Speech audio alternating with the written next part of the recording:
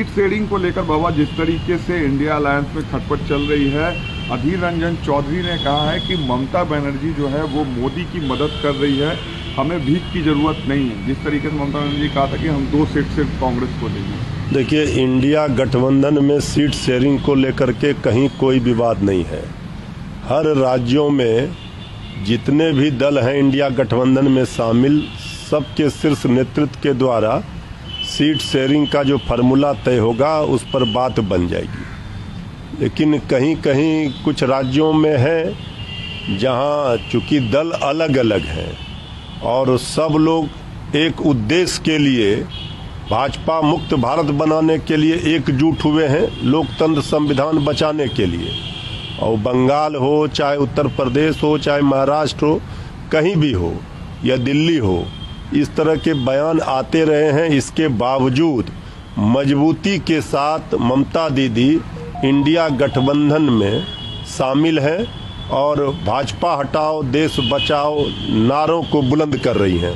पंजाब कांग्रेस के अध्यक्ष अमरिंदर सिंह ने कहा है कि एआईसीसी ने उन्हें 13 सीट पर लड़ने के लिए जो है तैयारी करने की कहा है। सीट शेयरिंग पे कोई डिस्कशन नहीं हुई है वहाँ पर।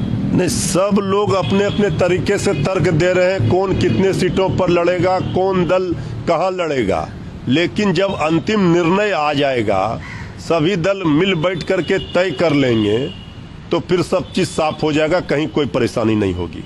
सुशील मोदी ने कहा कि नीतीश जी को बनना था पीएम, बन के रह गए मुंशी, वो कन्वेनर बनने के लिए ब्लैकमेलिंग कर रहे हैं। देखिए, किसी को भी, आदरणीय सुशील मोदी जी का आज जन्मदिन है, उनको पहले हम बधाई शुभकामना देते हैं, लेकिन कम से कम जन्मदिन के दिन उनको ऐसी बातें नहीं करनी चाहिए।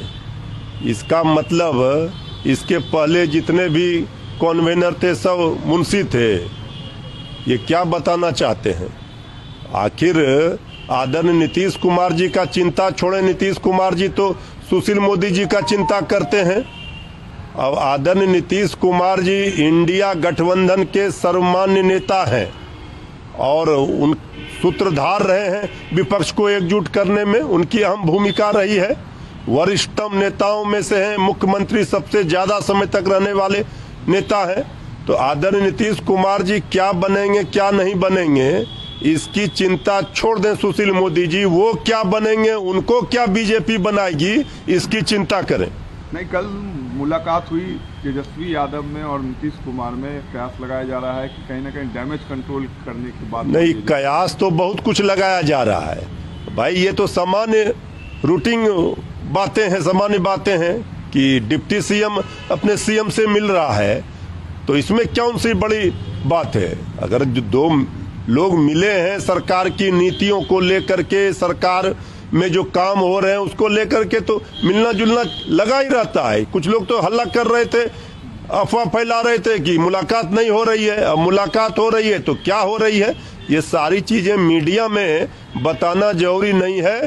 नीतीश तेजस्वी की जोड़ी ने जो काम कर दिया है बिहार की भलाई के लिए, वो देश देख रहा है।